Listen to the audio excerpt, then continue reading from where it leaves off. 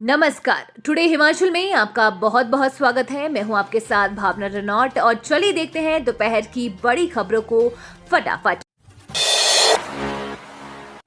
उपचुनाव से पहले कांग्रेस में अंदरूनी कलह, सीएम सुक्खू की पत्नी को टिकट देने का हो रहा खुलकर विरोध। देरा में मुख्यमंत्री की पत्नी को कांग्रेस प्रत्याशी घोषित करने के बाद कांग्रेस में विरोध शुरू हो गया है। हिमाचल कांग्रेस के कोषाध्यक्ष एवं 2022 के चुनाव में प्रत्याशी रहे डॉक्टर राजेश शर्मा ने कमलेश ठाकुर को टिकट देने का विरोध किया। डॉक्टर राजेश शर्मा देरा से टिकट के दावेदार थे। राजेश शर्मा ने सुक्खू की पत्नी को टिकट मिलने के बाद बुधवार को देरा में समर्थकों की बैठक बुलाई थी। इसमें राजेश ने कहा कि सुक्खू ने उन्हें मंगलवार को शिमला बुलाया था और मुख्यमंत्री आवास में बैठाए रखा। इस दौरान उन्होंने कई आरोप लगाए और रो पड़े। उन्होंने कांग्रेस हाईकमान से देरा के टिकट पर दोबारा विचार करने का आग्रह किया है। यदि ऐसा नहीं होता है तो वो निर्दलीय चुनाव लड़ेंगे। शिमला में हुई झमाझम बारिश, गिरे ओले, लोगों और बागवानों के खिले चेहरे। राजधानी शिमला में बुधवार शाम 5 बजे के बाद काले घने बादल छा गए और अंधेरा हो गया। करीब 5:30 बजे हवा के साथ तेज वर्षा शुरू हो गई। इससे शिमला वासियों सहित पर्यटकों ने गर्मी से राहत की सांस ली। से बागवानों किसानों के चेहरों से चिंता के बादल छटने से मुस्कान नजर आ रही है। उपमंडल रोडों में मंगलवार को ओलावृष्टि से भारी नुकसान हुआ है। मंगलवार रात 9:30 बजे मंडलगढ़ के कई क्षेत्रों में जहां आधे घंटे तक तेज तूफान के साथ भारी बारिश और कुछ क्षेत्रों में ओलावृष्टि भी हुई है। इससे सेब की फसल को भारी नुकसान पहुंचा है। बागवानों का कहना है कि ओलावृष्टि इतनी भयानक थी कि सेब पौधों के ऊपर पड़ी जालियों में इतना अधिक ओला एकत्रित हो गया कि कई जगहों पर जालियां फट गई, तो कई स्थानों पर सेब के पौधे गिर गए, तो कहीं पर टहनियों को नुकसान पहुंचा है, जिससे सेब की फसल को भारी नुकसान होने की संभावना है।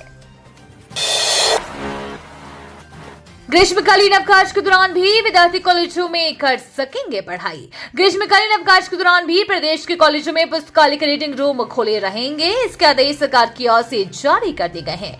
कॉलेजों में ग्रीष्मकालीन अवकाश 12 जुलाई तक घोषित है। बिलासपुर कॉलेज के कार्यकारी प्राचार्य डॉक्टर PS कटवाल ने बताया कि ग्रीष्मकालीन अवकाश के दौरान पुस्तकालय बंद होने के कारण विद्यार्थियों को असुविधा का सामना करना पड़ता था। प्रदेश सरकार ने विद्यार्थियों को समस्या को समझते हुए अवकाश के दौरान भी सभी महाविद्यालयों में पुस्तकालय के रीडिंग रूम खुले रखने के आदेश जारी किए हैं। आदेश को बिलासपुर कॉलेज में तुरंत प्रभाव से जारी कर दिया है। इसके अलावा विद्यार्थियों को सुबह 10 बजे से शाम 5 बजे तक मिलेगा। हिमाचल विधानसभा उपचुनाव, देना में भाजपा और कांग्रेस को भीतरघात कब है, जाने पूरा मामला।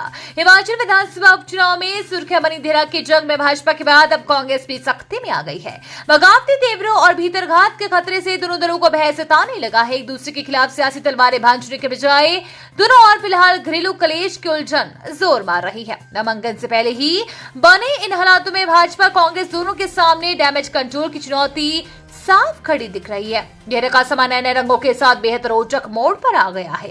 भाजपा शुरुआती दौर से ही इसके झटके झेलते हुए ऑल इज वेल की कोशिश के साथ आगे बढ़ रही थी।